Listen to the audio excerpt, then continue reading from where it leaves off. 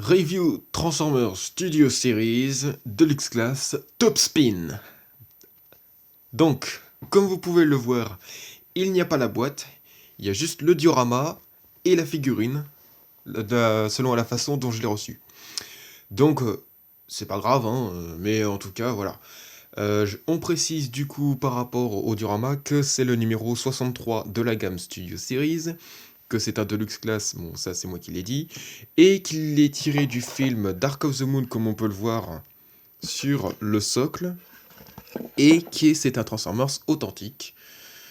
Voilà, hein, rien de nouveau, hein, simplement. Et aussi que il a exactement le même genre de descriptif que les autres Wreckers, c'est-à-dire top spin, et les Wreckers pulvérisent les Decepticons, et, et qu'il se transforme en 15 étapes dans les deux sens. Voilà. Donc pour ce qui concerne ce genre de description pour le packaging. Alors, nous voici donc avec Top Spin en mode véhicule. Donc plus exactement, NASCAR Impala Chevrolet, une nouvelle fois, mais cette fois-ci en bleu et en silver sur les côtés. Voilà, donc numéroté 48 sur les côtés et en haut. Voilà, en haut ici et sur l'autre côté. Ensuite, nous avons, comment on s'appelle la roue, enfin les roues sur lesquelles il y a écrit Ultra Wreckers. Décidément, le focus veut vraiment jouer avec mes nerfs. Voilà, c'est bon.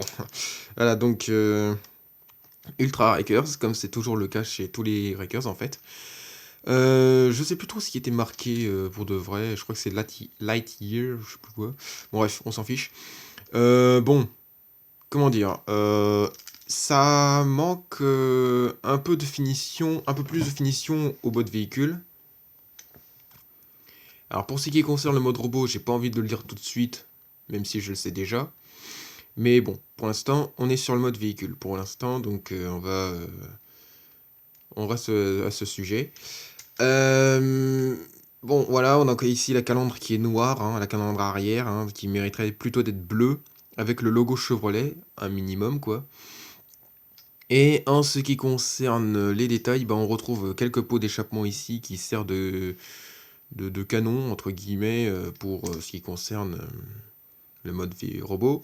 Et on a des pots d'échappement supplémentaires ici, en gris, hein, qui sont au niveau de l'undercarriage, hein, qui ne dégagent aucune surprise. Enfin, presque. On a ici les pinces, comme on peut le voir, qui sont en dessous, et qui en fait sont une continuité de cette ligne de bordure. Et puis ainsi que il y a écrit Impala devant, voilà, avec un peu de jaune fluo vers le bas là. Le même genre de jaune dont le numéro 48 a été inscrit dans les trois côtés. Et puis ainsi que les armements qui sont donc fixes pour ce qui concerne cela et qui sont en caoutchouc. Alors je sais pas chez Hasbro, je sais pas qui a eu cette idée, mais franchement, j'espère qu'il est viré. Parce que franchement, là, le caoutchouc, ça devient vraiment pénible. Voilà, de trouver du caoutchouc là où c'est pas nécessaire d'en avoir, quoi. Et surtout qu'en plus, les pinces sont également en caoutchouc. C'est frustrant quand même, hein. Bon, bref.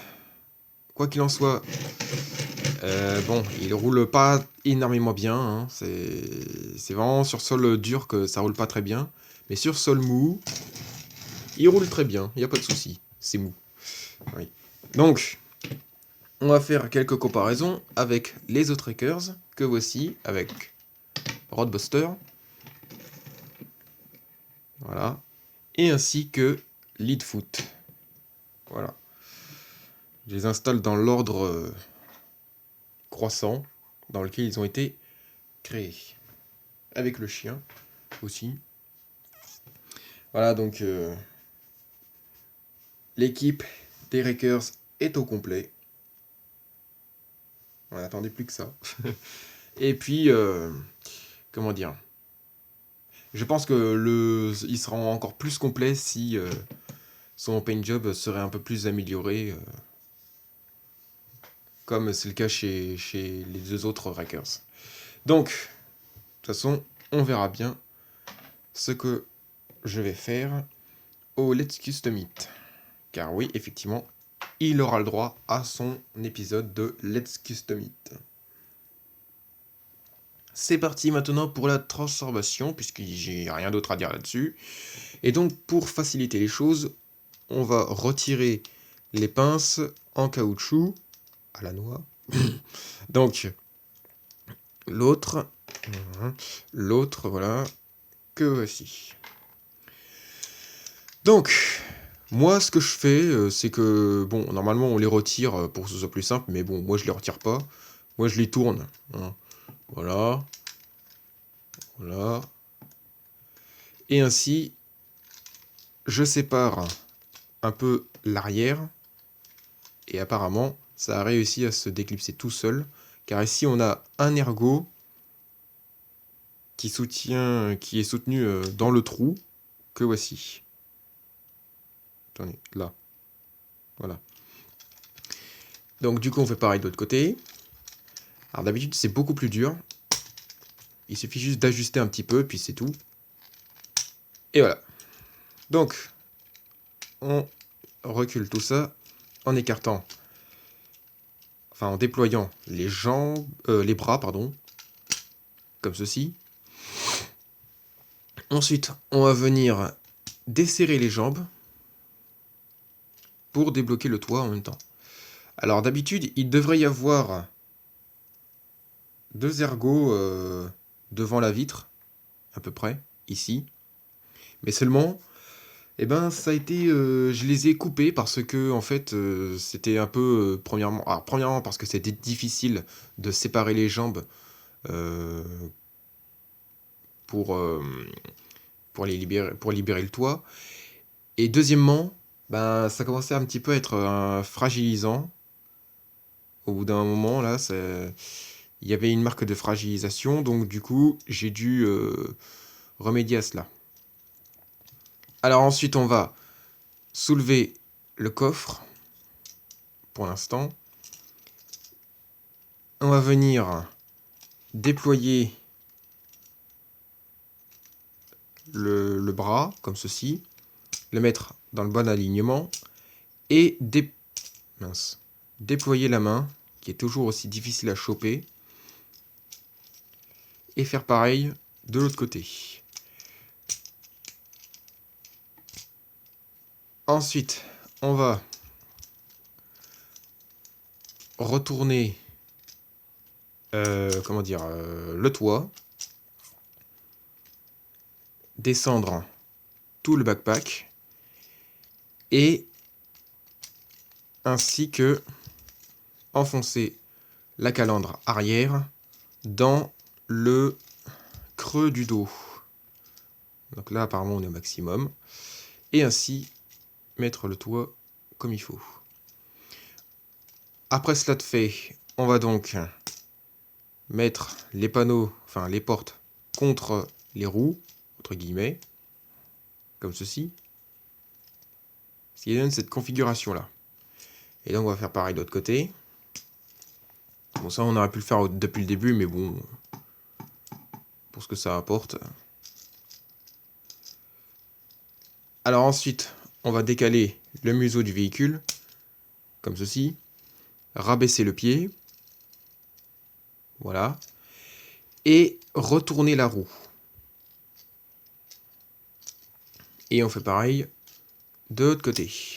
Hop, on descend et on retourne la roue. Ensuite, je vais mettre ça en biais, comme cela, pour ajouter un peu plus de relief, qui sait. Ensuite, on stabilise le tout. Et on va pouvoir compléter le mode robot en lui ajoutant les pinces. Au bras, bien sûr. Donc là-dessus, comme ceci. Et l'autre comme cela. Plus bas. Et là, nous avons donc Top Spin en mode robot, qui est un peu de travers. Je vais rectifier cela.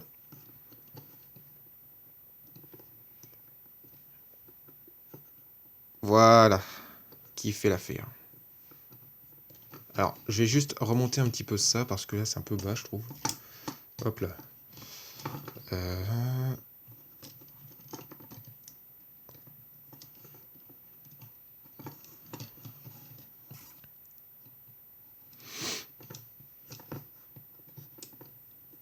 Et voilà.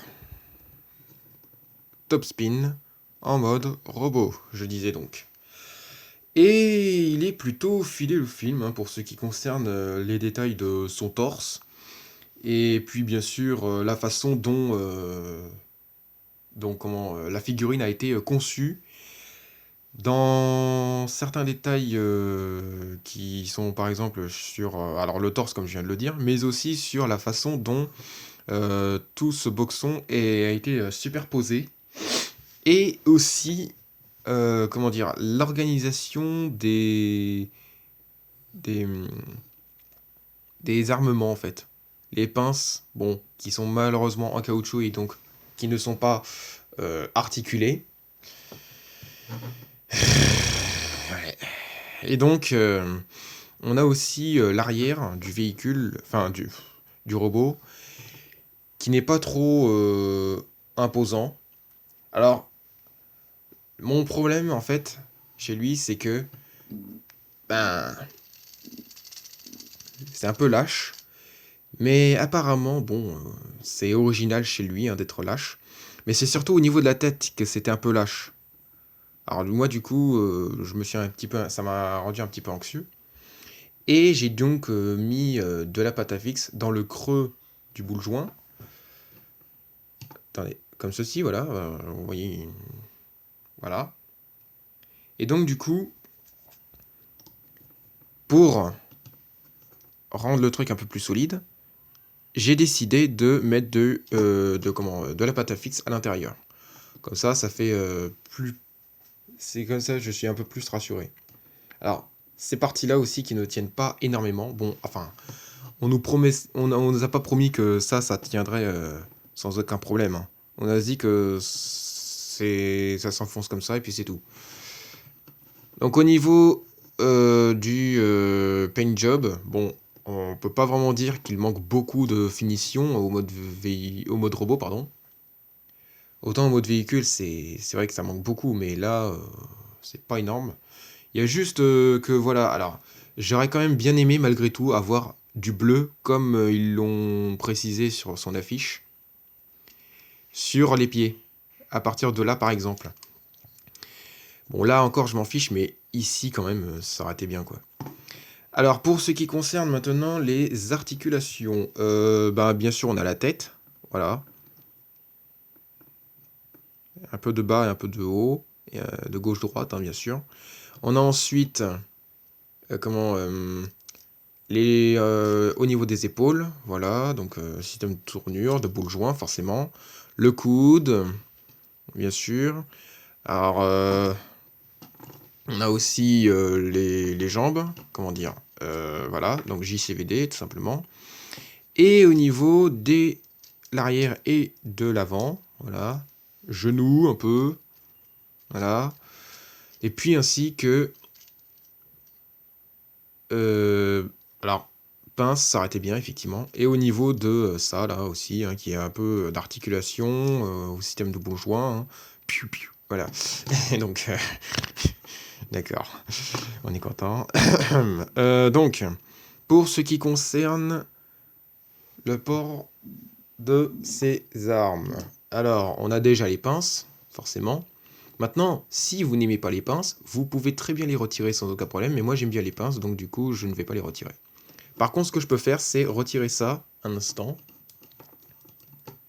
pour les mettre sur les pinces, par exemple, comme ceci.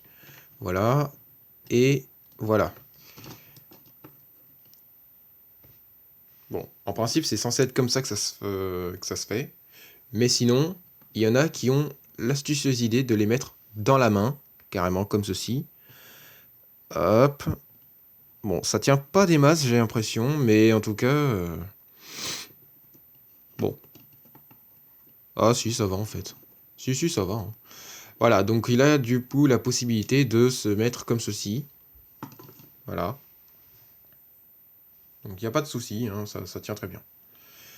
Bon, voilà. Alors, pour ce qui concerne maintenant les comparaisons, alors laissez-moi juste le temps de mettre ça comme ça. Comme avant un peu. Oups là. Alors du coup, étant donné qu'on le fait un peu plus bouger, il aurait tendance à écarter un peu les jambes. Alors du coup, pour ce qui concerne les comparaisons, nous voici avec Roadbuster, dont certaines étapes de transformation sont un peu similaires à Topspin du coup.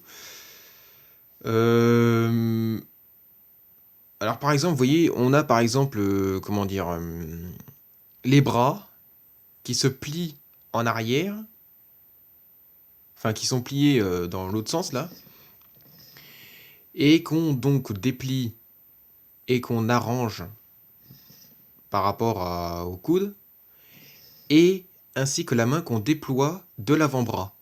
Et voilà, du coup, comme vous avez pu le voir, c'était pareil pour Topspin. Et aussi la façon dont les jambes se transforment. On les sépare parce qu'ils forment le museau du véhicule, pour ensuite mettre le pied dans le bon angle, en le rabaissant, et en faisant bouger ça un peu pour laisser passer le pied. Un truc qui se trouverait à l'arrière, au niveau de la cuisse. Et ensuite, on ajuste la roue d'une manière, comment dire, d'une certaine manière. Enfin, pour lui, ça se rabaisse comme ça. Tandis que lui, on la ramène de l'autre côté. Donc lui, c'est un peu pareil, mais par contre, la roue s'ajuste d'une autre manière, lui, voilà, chez Topspin. Ensuite, avec le dernier né de la gamme Studio Series, on va dire, Leadfoot, qui lui est totalement différent. Ce qui fait que lui, il se transforme à l'avant, et lui, enfin, eux deux se transforment à l'envers. Et voici donc le chien. Voilà donc toute l'équipe Wreckers réunie. Il ne reste plus qu'à le customiser un peu plus. Voilà.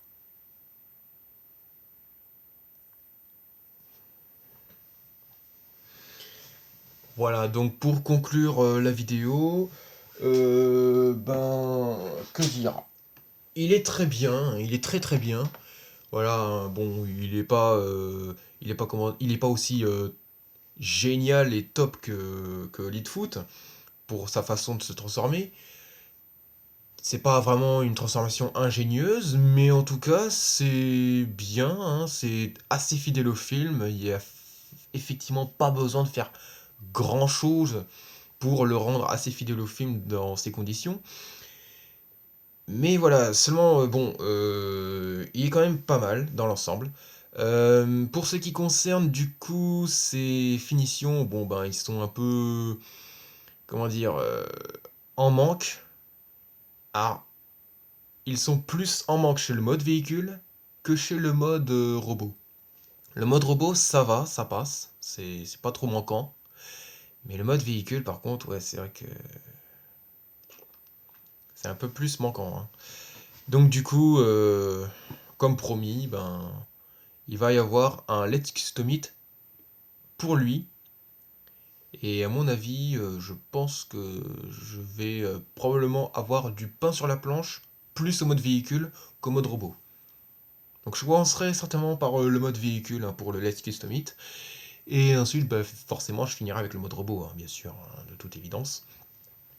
Et le mode robot, de toute façon, sera plus simple à mon avis que le mode véhicule. Beaucoup même. Bien, Sur ce, c'est la fin de cette review ou de cette vidéo comme vous préférez. N'hésitez pas à vous abonner si ce n'est pas encore fait et surtout si ça vous a plu. Sur ce, je vous dis à la prochaine et portez-vous bien. Allez, à plus.